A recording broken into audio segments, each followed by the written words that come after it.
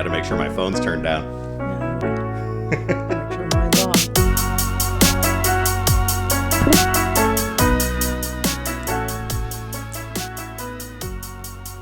Okay, this is Real Estate for Real with Eric Pedigo, and I am being joined today by Julie Davis. Hello, Eric. Julie, how are you? I'm good. I'm great. I'm so glad you agreed to come on here. You were one of the first people I asked to do this. Well, I'm honored by that. Well, I think, so I've been doing this like 11 years, and I think you and I have only done one deal together, which is crazy to me. Well, there's a lot of us. There are. Yeah. Yeah, there really are. It's anytime I come across somebody in the business that I know does well and does a lot of transactions, and I've only worked with them once or never at all, I'm kind of like, how has that happened? How have our paths not officially crossed yet? But I really, really wanted to get you on, and so I asked you a few weeks ago, and I know you're busy, and we're all busy, so I appreciate you making time to do this. Oh, no, I'm so excited to be here, actually. That's cool. That makes me happy. So you told me right before we went on, you have listened to a few of these before. I have, yes. Okay, that's cool. I like people to know kind of what to expect. And so I like to give everybody a chance to tell their story to whatever extent they want to and they're comfortable with. And then just kind of branch off from there, a little free-flowing conversation about the business today, right? How the business was, how it's changed, and anything like that. So I guess for starters, without giving away anything you don't want to, how did you first get into this? Well, actually, I've been doing this for such a long time. My story's longer than some others you may have had on. That's fine. We've got time. Yeah. First of all, I have to say, my first love in life has always been teaching. And so I've always sort of been involved in that somehow. My college degree is in education. Okay. And so I taught school for a year after I graduated from college and discovered very quickly at the beginning of the second year that, oh my, I've done this already. I don't really want to do this again. So I discovered very quickly that I like teaching adults, people who are wanting to learn and are working toward a degree or a designation or something that's much more rewarding to me. So at that time, my husband got transferred to Chicago, and I went to a headhunter and ended up working for a developer on the Gold Coast of Chicago in the Lincoln Park Zoo area. Wow. So, yeah, that was really exciting. And then he got transferred to Decatur, and they didn't have any condos, and there wasn't any big developer, so I went into the brokerage side. So you were a teacher? Well, for a little bit. Kind of right. always. Always. The company that I worked for, I was at that time, in those days, you never went into real estate out of college. So the average age of an owner was 55, and the average age of a salesperson was 45. Okay. I was 22. So that was, they didn't quite know what to do with me, but I was, at the end of the first year, I was in the top 5 in the company.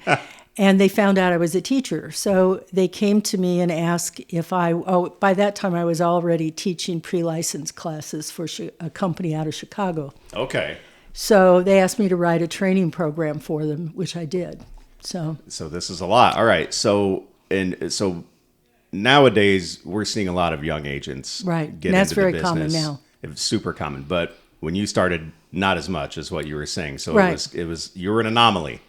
I was, and it was interesting because I didn't relate terribly well to stay-at-home moms at that point in time. Sure. I owned a house, lived in a nice, lovely subdivision, but I did find out that I could put on a navy blue suit and a white shirt and call on corporations, and so that's how I started doing a lot of relocation work. Okay, which is kind of different than other types. I would say. Yeah, I would say so. And so then you first got started and you jumped in. You were younger than anybody else doing it at that point, right. pretty much. And but you kind of took to it and had some quick success. And so at what point did it sink in? okay, this is for me. Real estate is for me. My very first goal was to get good enough to quit. That was my goal. I have always believed that failure is not an option. Okay. So I felt like I was working to the point where I could say, I can do this, but I don't want to. Yeah. And so that was kind of the big goal. Okay. And then by the time I got good enough to quit, I liked it enough to stay. Yeah, I see that, and now here you are, and you obviously love it. Yeah. I love it. Yeah, because you've been at this a long time, more experience than anybody that I know, and so that's one of the reasons I wanted to have you on, because I've always been super curious. I've heard Mike Buscher talk about when he first started, and you trained Mike Buscher. I did. So, and we might get into that a little bit, but he's like, oh, it was like a 1-page contract, and and just how the evolution. When I started, you had to have carbon paper between your contracts. Okay. And of course, you always wrote one with at least one piece of carbon paper the wrong way, and so you had to do it multiple times. But yeah, it was kind of hard. Very early on, I will always remember this. I had 2 transferees I was working with at the same time. I treated them both exactly the same, and I lost both of them. Oh. And I said to one of them, why did I lose you? Just help me get better. And they said, well, Julie, you were just too assertive. You were too aggressive. You were just out there pushing us too hard. Wow. Okay. And I said to the other one the same question, and they said, well, you were too laid back, and we just didn't think you were that interested in selling us something. And so I learned a very important lesson then, that when you deal with people, it's not you. You have to meet them on their terms. Yes. You have to be what they need at the time. Yeah, and that's part of, I think, what we do is managing personalities. Mm-hmm. And what they expect from us differs greatly. Exactly. Exactly. And it's not that you're not who you are. You have to be who you are. Right. You have to be authentic all the time. But people in our business need us to speed up and slow down based on what's happening in their world. And you can't take the attitude of, well, here I am, take me or leave me. That's not the right attitude. No. You have to adapt. It doesn't work. Exactly. Absolutely. And so, curious then, do you remember the first residential sale you ever did?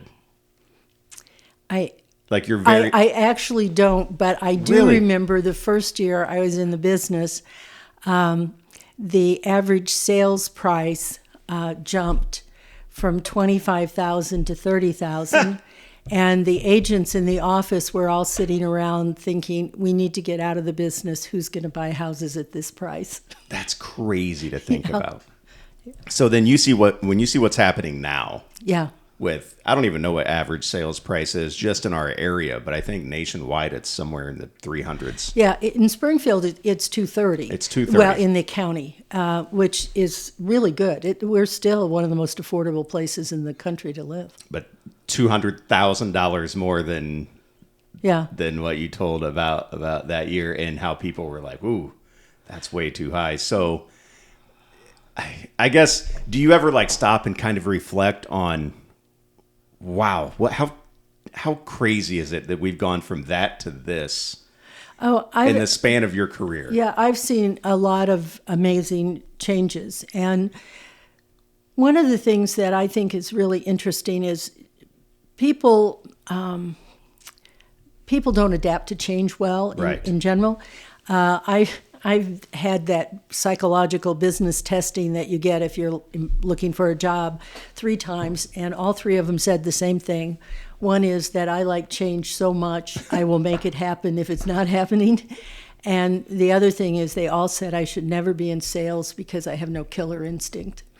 Oh, that's funny. Yeah. So stunning accuracy then with those tests. The truth of the matter is it's probably fairly accurate because I've never thought I was in sales. I think I'm in the people business. Okay. I'm in the business of helping people transition through a stressful and often difficult period in their life.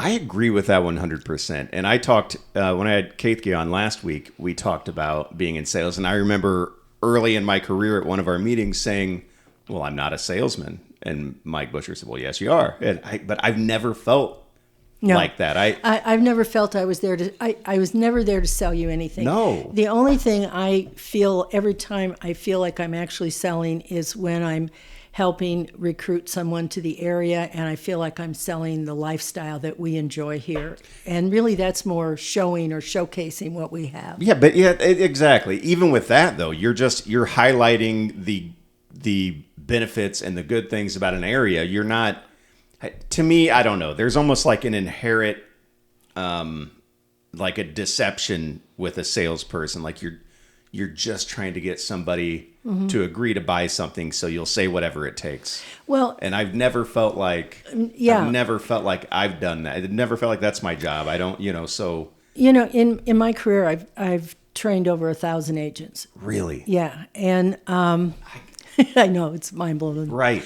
But we all have the same license, but if I can generalize, which is always dangerous, if I can generalize, I see agents who are what I call the stereotypical, what you see on TV. TV does not help us.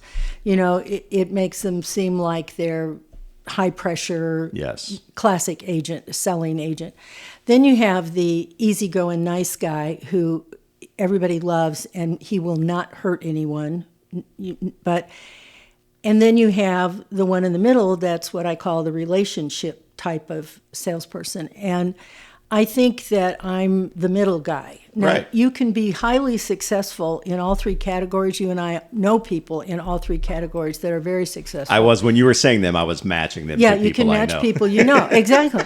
But so it's not a matter of what is best. It's a matter of understanding who you are. Yes. And I believe that in every transaction, you have to earn their trust. And then there is a magic moment somewhere where you have to be willing to put on the mantle of leadership and lead. I want to go back to something you said, because you brought up like TV. Oh, yeah. And it's one of the reasons, the reason I named this show Real Estate for Real. Like something I've tried to do with social media and now with this podcast is give a more accurate depiction of what this job is really like. Mm-hmm. Because when you see it on TV, like you said, it's these high pressure, these multi-million-dollar situations, it's so not like anything I don't want to say your average agent, but your normal agent experiences on a day-to-day basis. Mm-hmm. It's not what you see on TV.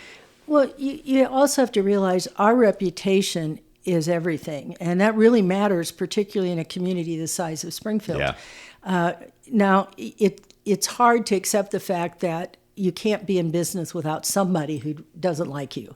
But the truth of the matter is that I think if you're out there doing a lousy job, you can't get repeat and referral business. And repeat and referral business is what feeds your family. Yes. It's what brings the peanut butter home. So it's important to not just sell something, but to help them get happy and settled. That's exactly right. I have people thank me all the time for not letting them buy a house, and not letting. Right. It wasn't my decision, but for pointing out the flaws of a potential house that mm-hmm. maybe they didn't see. There's no such thing as the perfect house. No. So you have to know, you have to be willing to share, here's all the real pluses and here's the minuses. Yeah. So that you understand clearly what you're getting. Yeah. And then I've never wanted to ever push anybody towards a closing table. That, to me, for one, I care about people, and I want what's best for mm-hmm. my clients. In the long run, I always ask them, what's your 5-year plan? What's your 10-year plan? Is this your forever home? That makes a difference in how we approach this. Exactly. And that has brought me business back, because I have people say, well, I felt like you actually genuinely cared about my family. And, you have our best interest. You pushed me towards a house at a lower price point because you felt that was better for us. And, Exactly. It's not about the price. Yeah. It really doesn't make a difference. I had a home inspector about 3 years ago totally blow up 2 sales for me. It cost about $20,000 out of my pocket. Ooh. And I ran into him at the Christmas party, and he apologized. And I said, no, you don't apologize to me. That's why I hire you. Yeah. Though I would not have wanted either of those families to have moved forward with that. And there was no way the client or myself could have seen those problems, because that's why you do a home inspection. Right. And that would have been disastrous for them and for me if they had moved forward. So curious about home inspections are such a big part of what we do. Was that the case when you got started? No. You hear the adage, buyer beware. Yes. Well, that's what it was back in those days. There were no home inspections. That was unheard of. Really? You just bought what you saw and hoped. Oh, that's terrifying. Yeah. Okay. And so, do you remember about when home inspections, not just when they got going, but when they became the norm? I would say I was probably in the business maybe 15 years before that became the norm. And was there, like with everything, we talked about people being resistant to change. Mm-hmm. Was that something where there are a lot of agents at the time, like, we're not doing this. We're not doing these home inspections. We're not, like, was there resistance there to that? I really don't think so, because I think the agents saw that. I mean, granted, back then we had a real problem because you'd get a home inspection and agent would expect you to fix everything. No. We're much clearer now about what qualifies to be fixed. But I think agents actually welcomed that. They kind of got it off their back. Well, because I'd imagine if you help somebody buy a house with no home inspection back then, mm-hmm. the second something goes wrong or something major shows its face, who do they call? Right. And who do they blame? Who do they blame is the most thing. Exactly. Yeah. So I imagine then for most agents, it was probably a welcome, like, okay, somebody else can come to the table to make our life a little bit easier. Right. And it's funny because now with home inspections and then repair addendums and dealing with that is probably one of the most difficult parts of our job. Yeah, but I think it's easier now than it was 10 years ago, because our home inspection addendum is very clear about what's a material defect and what's not. You can go through a brand new home and I can find a light switch that doesn't work or something. We all our homes have those little things. Yes. And that's not what counts. What counts is, do you have insulation in the attic? Because I didn't go up there and look. And I won't. And have you ever been in a crawl space? That's the other one. No, I don't do crawl spaces. I don't do attics. I have no idea what's going on in the crawl space. Nope. Yeah. So that's one of the reasons that we hire the home inspectors. And, I tend to hire the ones that everybody gets mad at me for. Me too. Because I know that they're thorough. I want them to be thorough. I want them to be picky. But I also don't want them to scare my buyer to death. It's a fine line, isn't it? Yeah. There was one guy who, if he found any minor thing, he couldn't wait to tell the buyer, and he went into great detail about all kinds of things that could happen and how to fix it. And I'm like, whoa, this is just a plug. It's not, right. Right. We've got reverse polarization someplace. We can fix that. Yeah, it's okay. Your house isn't going to explode because of that. No. There's a lot of in these inspection reports, like sky is falling a lot, but I would rather, and I tell people this all the time, I would rather have an inspector make it seem like it's the end of the world and let me talk my buyers through that than miss something. Exactly. 100 times out of 100. Yeah, I would much absolutely. rather smooth that part out on the back end and just know everything that's going on. And I'll get texts like, "Oh, this is who you're sending over to my listing." Yeah, buckle up. We're gonna go through it, but I got to look out for my buyers. That's important. That's important. Okay, so let's talk about when the internet came into play. Oh, that was great. Yeah? Yeah. Well, first of all, we had the books, and you got sheets. See, I've heard about the books. Yeah, you got sheets, loose sheets every day. So you would tear out what had expired or what, and put in the new sheets every day. And then the internet hit. It was interesting because I remember Mike Buscher and I were sitting in a bar in Atlanta at one of the national meetings when all of a sudden the National Association said, "Okay, we're gonna put every one of your listings on the internet for $2 a listing." Okay. And it's interesting.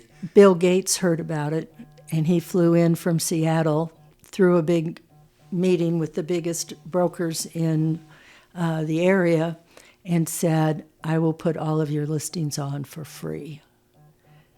And boy, was that an interesting meeting. I bet. Yeah.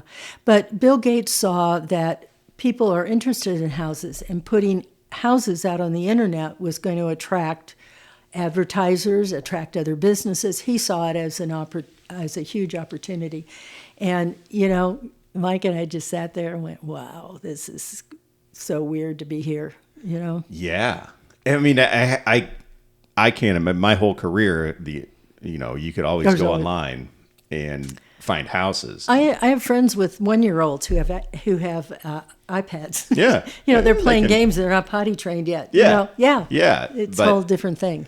But that's some pretty good foresight by Bill Gates, because there are people look at houses on the internet that have no interest in really buying. They just like looking at houses. Every day they'll just pop on Zillow and start, dreaming that one day I'll, and it's, but wow, what a huge game changer that must have been. But that comes back to the change thing, because there were so many brokers up in arms saying, well, if you put it out on the internet, they don't need us, and blah, blah, blah.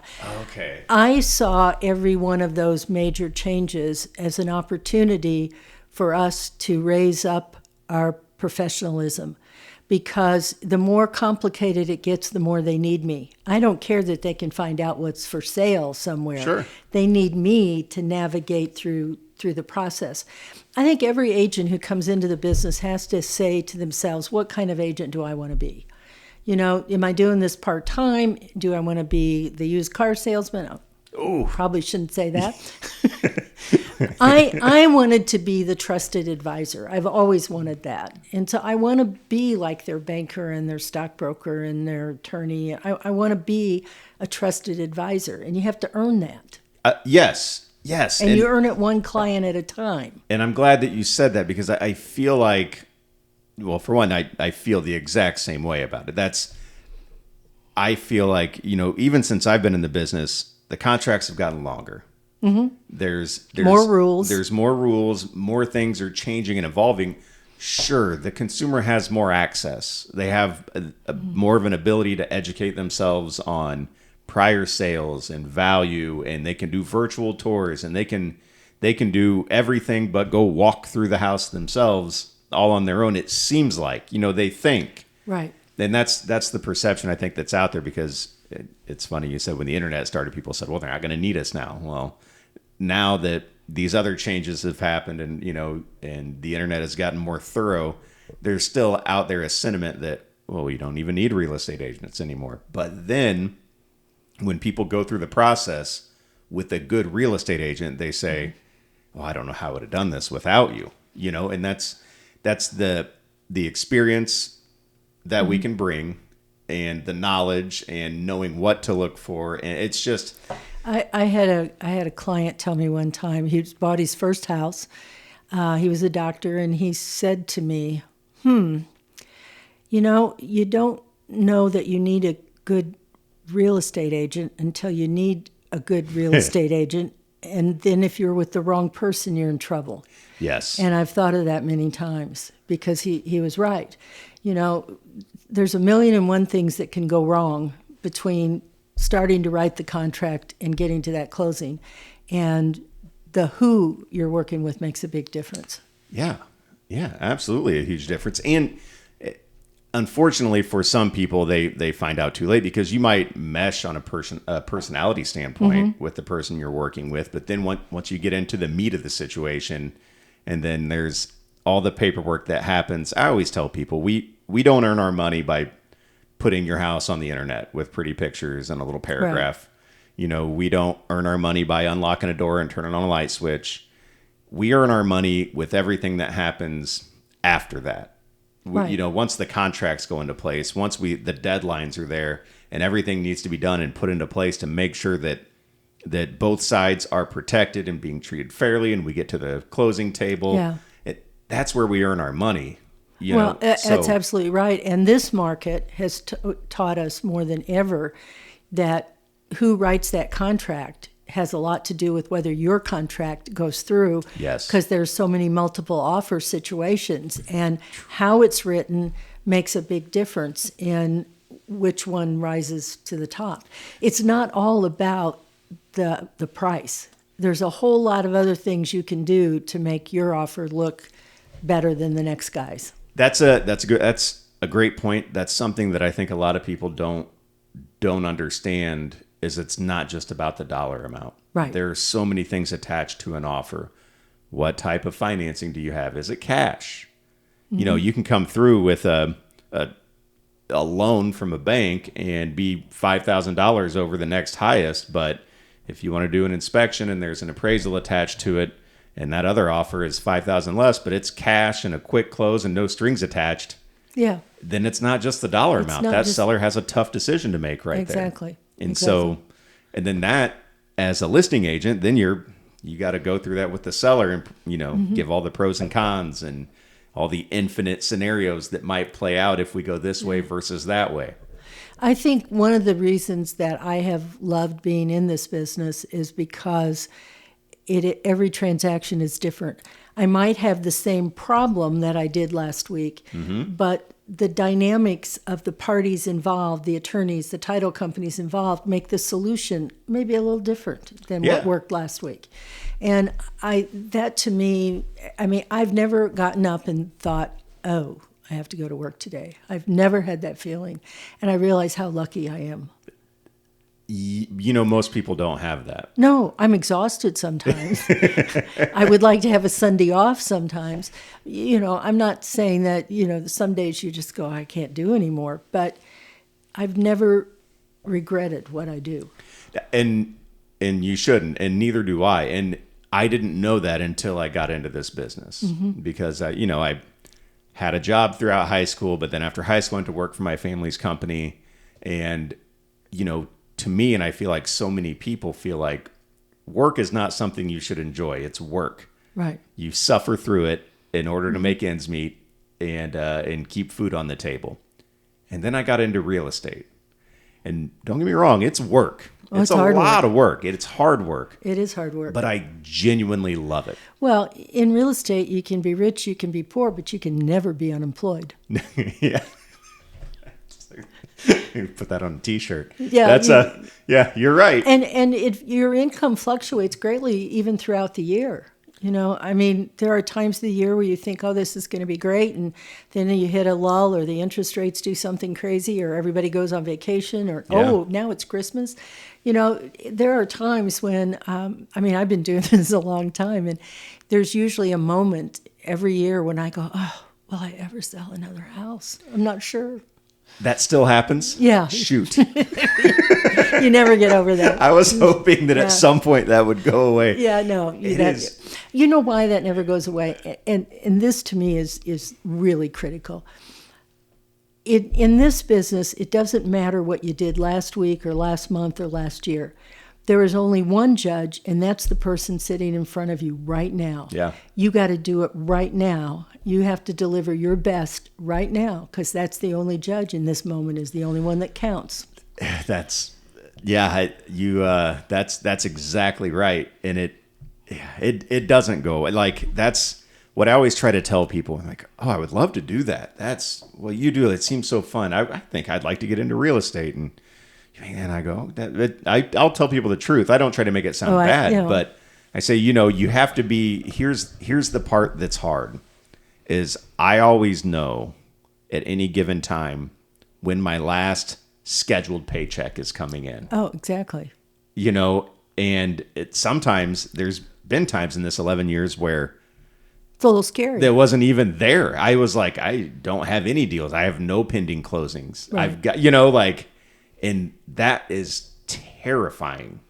I think the other really hard thing that a lot of people don't understand is that your family pays a price for you to do this. Oh, man. And there are times when the family has to come first, but there's times when the job comes first. And my kids have understood that. But they had to learn that over time. The nice thing is because, you can go to the school at 3:00 in the afternoon to, see a little play or something. But then you're gone when they're trying to go to a party for some other kid, Yeah. You're not there. So I think finding the balance between family and work is hard. It is. Yeah, it really is. It's been, when I got into the business, all my kids were pretty young. Mm-hmm. They were all under 10. My youngest now, I think, was maybe 5 years old. And so that part was tricky because especially at the beginning, I mean, I'm grinding. I'm trying, I'm devoting every waking second to building this into a good business that, and to them, I know it's hard because, I was not present a lot, for certain things, but for me, I'm doing it for them. Right. And but it's hard for a young person to understand that now as they've all gotten older, they're totally good with. Little kids are about the quantity of time. Sure. Older kids are about the quality of the time. Yeah. Yeah. And that when that bridge happens, it gets a little easier. But I always made sure, field trips, needed a chaperone, this guy. And I don't have to call my boss to ask And a lot off. of dads couldn't do that. Right. Yeah. So there are pluses too. Right. But no, the sacrifice of the family and our spouses in real estate. I'm trying to remember who I was talking, maybe Josh Cruz, about how I feel like my wife knows just as much about this business as a lot of people who are licensed agents, just because we, more than almost anybody, take our work home with us. Oh, absolutely.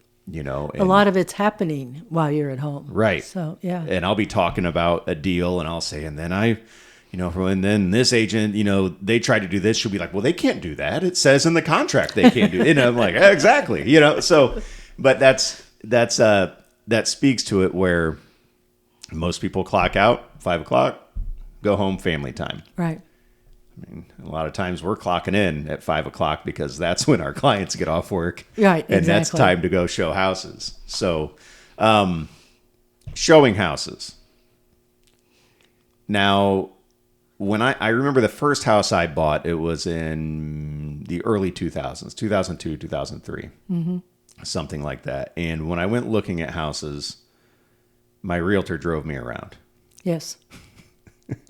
So that doesn't happen as much now. You're not driving people around, are you? Oh, that's interesting because COVID kind of screwed us up a little bit, I think. But when I deal with people from out of town, obviously they're with me, and that's really important to me because as I go from house to house, that's when I'm educating them on termites and radon, and you're feeding them information so that they're going to be prepared, down the road. So that's really important. Local people, I generally meet them at the house. Sure. Because you're coming from a different direction or whatever. But I think when you're dealing with somebody who's totally new to the area, the closer you can keep them to you, the better. Yeah, I've never really thought of that. Yeah. But that makes sense. Somebody who's totally new, might not be a bad idea to put them up shotgun and show them around a little bit and talk to them from house to house. Right. And getting to know them. I mean, such a big part of what we do is just getting to know people and what works for them. And part of your success is your ability to read people and to understand where they're coming from and what they need. Yeah. Yeah, it's a big part of it. What do you think? I've asked this question to a few different people. Listing agents versus buyer's agents.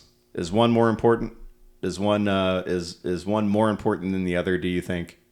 I that's a great question. I think being a good listing agent is a different skill set than being a good selling agent. Oh, sure. And I think some agents can do both, and I think some agents are better at one or the other. And it's interesting because it's two totally separate skill sets. Unfortunately, the consumer doesn't always know that. They think we're all doing the same thing. But I think that makes a big difference. And which is more important really depends on the market conditions. Right now, we're short on listings, so you think that's really critical. But on the other hand, if there's 5 buyers all wanting this same house, who is representing you is a big deal. Makes a big difference. Some of those offers are so close together, they come right down to how much is the earnest money, who's your lender, and who's your agent. Yeah. That you and I both know there's some agents you kind of cringe and go, oh, please, no, not this one.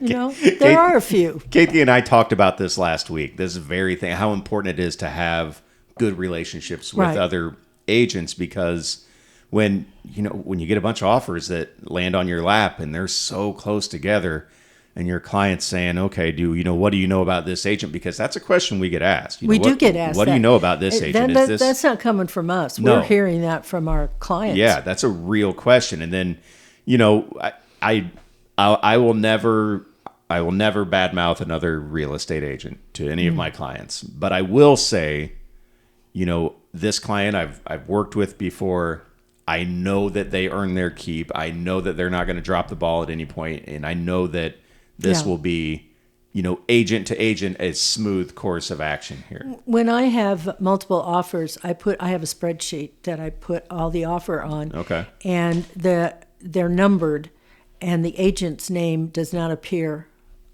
on there. And they'll ask me, well, what about this agent or this agent, pointing at numbers, but they don't know the names. I do that because I'm trying to make the best decision for the client. Of course. I'm trying to help them in that regard. I don't want them to see that it's somebody else from my company, or even worse, somebody else from my team. So I don't put anything on there that identifies the agent per se. That's probably a good idea. Maybe I should start doing that too. So how big is your team? I think there's 6 of us. 6? Yeah. All right. And we need 2 more. You need 2 more? Uh-huh. I'll keep an eye out. No, I have decided this year I'm going to take some time off. I'm going to have some vacations. Finally? Yeah. When was your last vacation?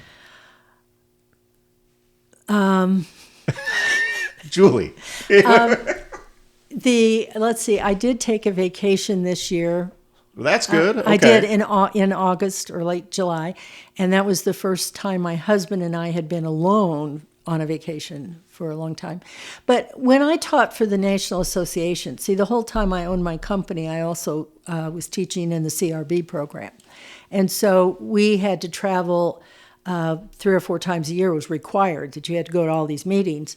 And my husband would always come with me, and we'd get some extra time in that way. So it's when I stopped doing that it kind of got dried up. Wow. Yeah, and that's you need time. You need time off. You do. Yeah. I know. And my wife and I talk about this all the time. We haven't had even like one night, even gone and stayed somewhere for one night without kids or anything. It's been probably 8 or 9 years. Well, I will give you one piece of advice. Please. Yes. I'm all ears. I was in that generation where you worked until you were 65 and then you quit and then you went and had this whole different life. Yeah. It's not that way anymore. People are working a lot longer, and you need to be enjoying it.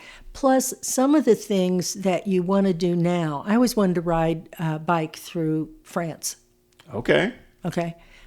I can't do that now. I'd be huffing and puffing after about well, they make electric bikes now. Yeah. Julie, you could hop on, just hit a button. I've always wanted to whitewater raft down the Snake River. I don't think I'm going to do that either. So that probably sounds less fun now than it did, though, right? Well, no, it's just, Anyway, my point is, I think that you need a good solid family vacation every year and a good solid alone vacation, just the two of you, and a couple of weekends in between. Everybody deserves that. You're right. You're right. And so when you do find yourself on vacation, do you unplug completely? Well, my friends who have traveled with us laugh at us because it takes 3 days to stop it. So you have to be gone about 7 to 10 days. With a trip that my husband and I just went on, I was in the middle of a very difficult transaction. So I kind of worked at least half days the first 3 days, and then I was done. And then he ran into a problem, and he worked half days the next 3 days. Right. So. It's so hard. And you've got a team, right? Yeah. You have people who can fill in for you, but Exactly. you still have to be involved if it's your transaction, and it's a difficult transaction because those occur. But I think one of the reasons why I think teams are so important is that there is a sharing of knowledge, there's a sharing of understanding, and also people learn exactly how you do things. My people, they know how I treat people, and the one thing that bonds us together, we're more partners than we are like me, the boss, them, selling agents. We are true partners, and we're bound together mostly by the values that we place on how we do business. That's the one thing we look at when we look for other people to join us.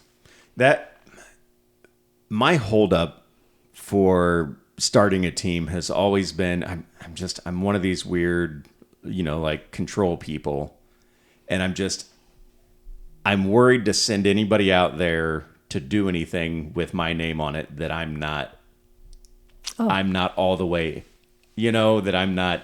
And so I know that, okay, if I bring some people on and I get some newer agents and I train them how to do the job the way I would, then I'm sure it would be fine. But that's such a hard thing because I don't have a team. I've been a solo act my whole career, and that's always been the scariest part for me is having people out there representing me without me doing it myself. Well, I understand that, but even when you're solo, I have always believed that we owe it to each other to help. Like if you're leaving and you say, "Hey, Julie, would you help me with this client?" Well, I would do that, and then you go, "Okay, well, I'll give you 10% or whatever." No, give me nothing, because you know what? If you owe me time, that's the most valuable thing in the world to me. That's good. So I'm going on a cruise in March, Julie. I'll let you know. Give me a call. I mean, we do that for people who aren't even on our team. Yeah. No, happy to do that. And that's something I put out a TikTok a little while back that's around the same thing, because I've had before where, oh my gosh, I was on a cruise actually, and I had a client who wanted to go see a house in Iliopolis. And I called the listing agent, and they weren't from our company, but I don't even remember who it was, but I think they lived over near there. Right. And I said, "Hey, listen, I'm literally in the middle of the Atlantic Ocean right now, but I have a client who wants to see your house in Iliopolis. Would you mind popping over there since you're nearby and showing them around?" She said, "Absolutely not. I'm not doing that for you. You work at a big company. Have somebody from your agency do it." Ooh, whoa. And I was just like, wow. I mean, for one, never mind that was just kind of mean, right? Yeah, exactly. But two, are you doing the best job for your sellers if you're that listing agent? If there's somebody who wants to see the house, who might buy it, and all you have to do is go let them in, and this is before the buyer agency agreements or anything, Right. could have just gone and let them in. Yeah. I just couldn't physically be there. And so I had put something out on TikTok a little while back. It's like, hey, let's help each other. If you have a client who wants to see my listing and you can't make it and I can, call me. I'm trying to get it sold for my seller. To help. Yeah, exactly. Right. And so, if you're going to be out of town, you need somebody to fill in. If I'm nearby, I'll help. We have to help each other. It's such a weird profession that we are all like kind of colleagues and coworkers, but we are also all each other's competition. Yes, but even within the same company. Exactly. But there are some people that will bend over backwards and are very respectful of contexts or relationships that they think I have, and I'm the same way with them. And I've got that relationship with several agents over at Remax. Sure. Of course I trained them. So of course. They owe you. You asked me earlier about Mike Buscher. Yeah, I want to, and I think we've got around 15 minutes or so left. So I want to talk about Mike Buscher. I have more Mike Buscher stories than what Mike would like for me to tell. But I did want to tell you something about Mike, which I think is very telling. When I was 25, the owner of the company came to me and said, I want you to go to Decatur and start a company for me. Okay. And I'm like, okie dokie. You know, I was single. There was just me and my dog. And it took me 6 months to decide to do it. My dad said to me, what? My dad said, well, why are you hesitating? And I said, well, Dad, I built up a clientele. I go over there, I could go bankrupt. And he said, who would care? And he was kind of right. I had nothing but the dog. So anyway, I came over here, and the man who gave me that opportunity, I said to him, you know, I really appreciate this opportunity, and I got to ask you, what can I do? How can I repay you for giving me, seeing something in me that I couldn't see in myself? And he said, you can't repay me, but what you can do is find someone like you.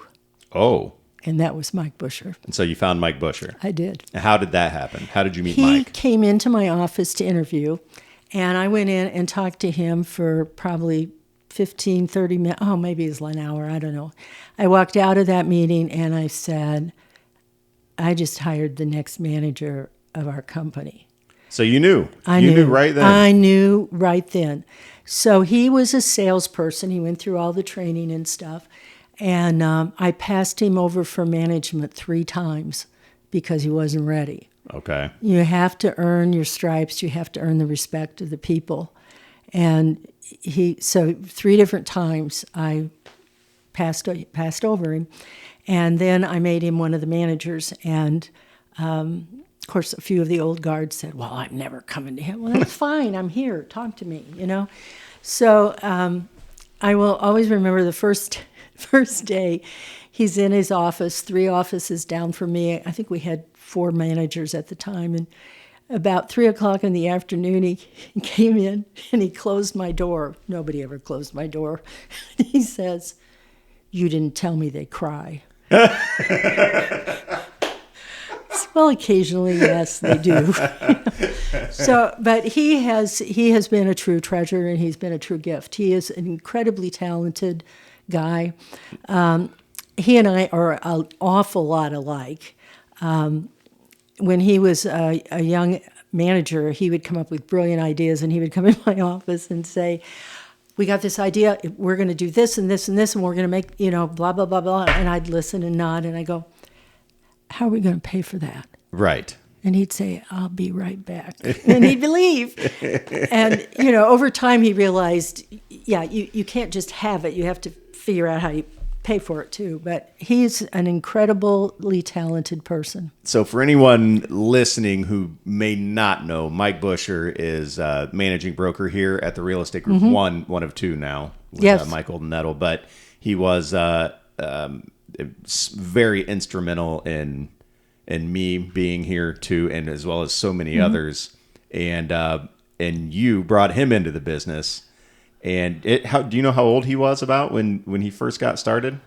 I liked it because in my mind, Mike Buscher looks like Mike Buscher. Yeah, so I'm trying to envision this young, eager. I think Mike's about 10 years younger than I am. Okay. So I was 33 before anybody worked for me who was younger than me. All right. Okay. But Anthony, well, you could do that. Anthony was 6 or 7. Okay. When he came to work with me. All right. But he is my gift to the real estate world. Well, it's a wonderful gift, and I'm gonna have Mike on at some point too when he's ready. He's already agreed, and I'm really looking forward to that. But we my wife and I we talk all the time about how much, because real estate changed our lives. Yes. It was. I mean, I was doing fine. I was working with my family. It's got your phone, Julie. Mine's over here. Yeah, you're rattling over there. You're a busy person. Yeah. It's going off a few times now, but that's all right. But we talk all the time about how important that was. I talked to a few other places after I got licensed. I didn't know what to do. And Linda Nelson was my realtor before I became a realtor. Okay. And she's out in, I think, Colorado now. But she was like, you got to go talk to Mike Buscher.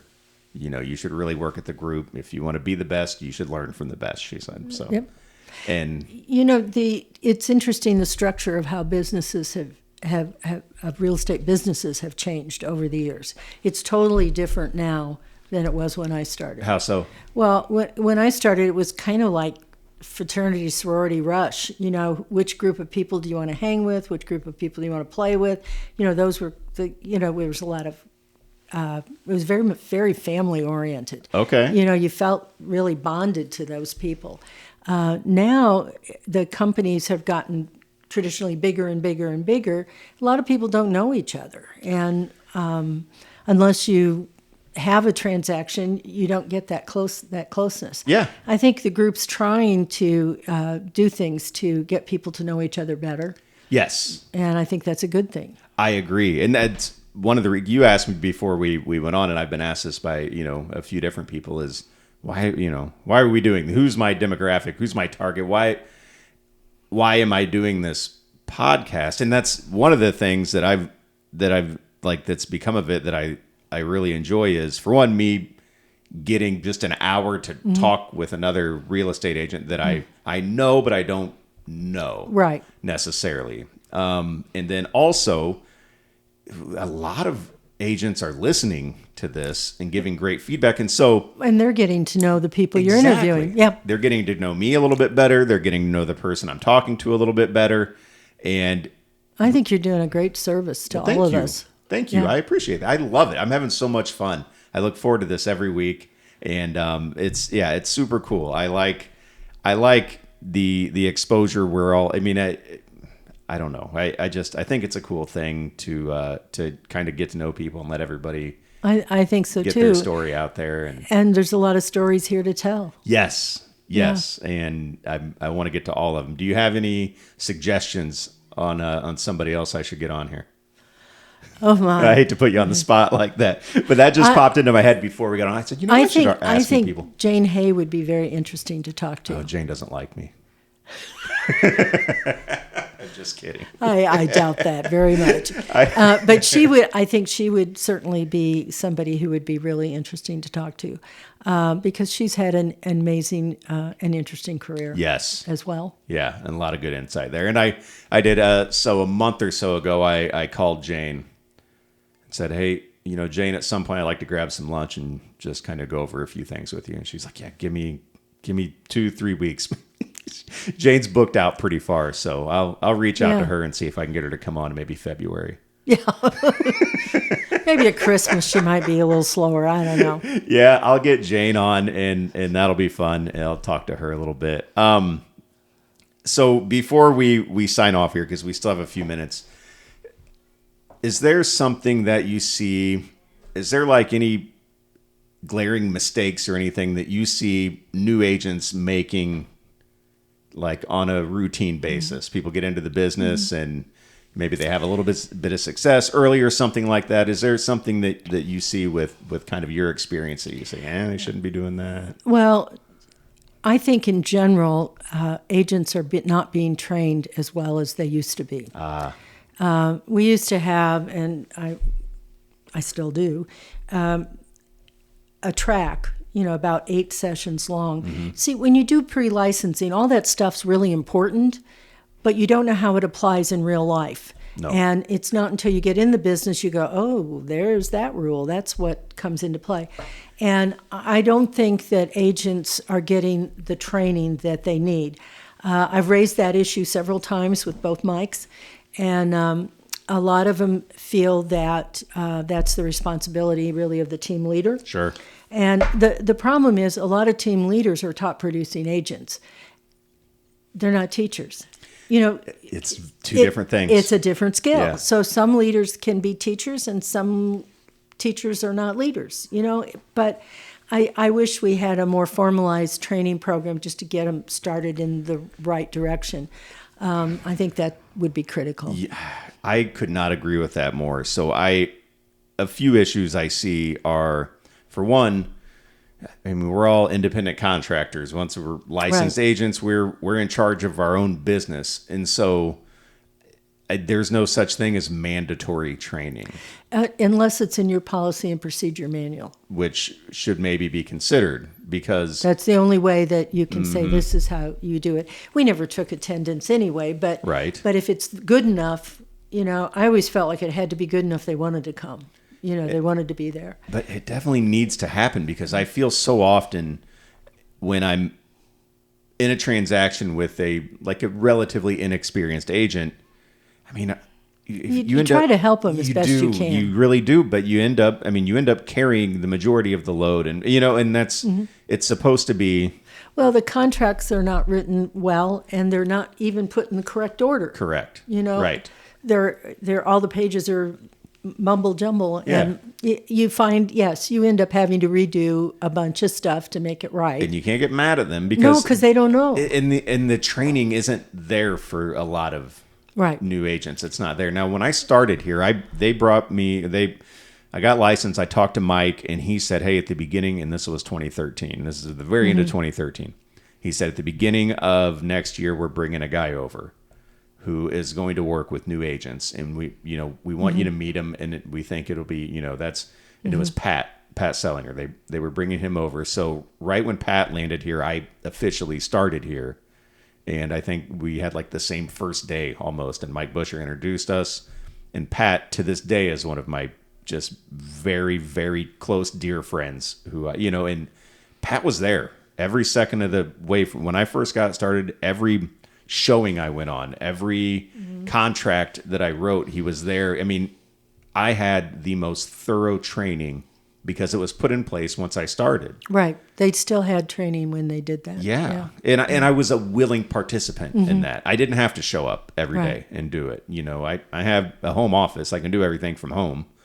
But I wanted to learn. I wanted to, to be around somebody who knew how to do this and who would teach me. We all bring our own style. Right. And that's important because no one person can appeal to 100% of the other people. So everybody has to bring their own personality and their own style to the table. But there are basic things that would really help people get started faster and make fewer mistakes along the way. Yeah. And, I always feel like the first year and a half is the hardest. And that's when so many people get out of this business just before the crop comes in, Yeah. So it would really help bridge that gap, I think. Yeah, I agree. So it's not necessarily a mistake any newer agents are making. It's the kind of the lack of training. Yeah, in lack education. of knowing. Yeah, on the front end, because you can't teach experience. You have to just live through that. But if But if you can help them get 10 years experience in 1 year, that's so much better. Yes. And that's what happens when they're getting that information. I always tell anytime I have an interaction with a newer agent, that if I have to say, okay, hey, just so you know, this is how this is supposed to look, and this is how this is supposed to go. And, I'd never in a condescending way or in a, you don't know this kind of a way, and then I always say, and if you ever need, you've got my number. So anything you ever need, if you have any questions about anything, you're not sure which way to go, call me. I will help you. And don't you love it when they do? Yes. It's a win for them and it's a win for you. It makes you feel good. It makes them get a good answer. And I think something I've learned is we all kind of carry the weight of the perception of real estate agent. It doesn't matter how great of an agent you are. Right. If somebody has a bad experience with a real estate agent, then that kind of, reflects on everybody. On all of us, because if you get online on social media and people are bashing, oh, my agent didn't do, I don't see why people even use them. My agent didn't earn their commission. And it spreads to all of us. So if we can get everybody built up to a good level where the majority of us are providing a really excellent service, then I think that's just good for everyone. That's good for everybody. Absolutely. All right. Thanks for letting me be on your show. Thanks for coming on. This has been great fun. Yeah. Good. So anybody who hasn't got the opportunity to know you a little bit better, maybe does now. I know, I feel like I do. We've only done, one deal before and maybe talked for a combined 20 minutes of our life. And so now we've exceeded that by an hour. Lot. Yeah. So that was really, really fun, Julie. Thank you. I'm sure you got some appointments. Your phone's been going off like crazy. Yeah. Well, so that's the way it goes. We'll let you get to it. We'll hit the outro music here. And yeah. Thanks so much. Thanks so much for stopping by. Real Estate for Real. I'm Eric Pedigo. She's Julie Davis. Thanks for listening.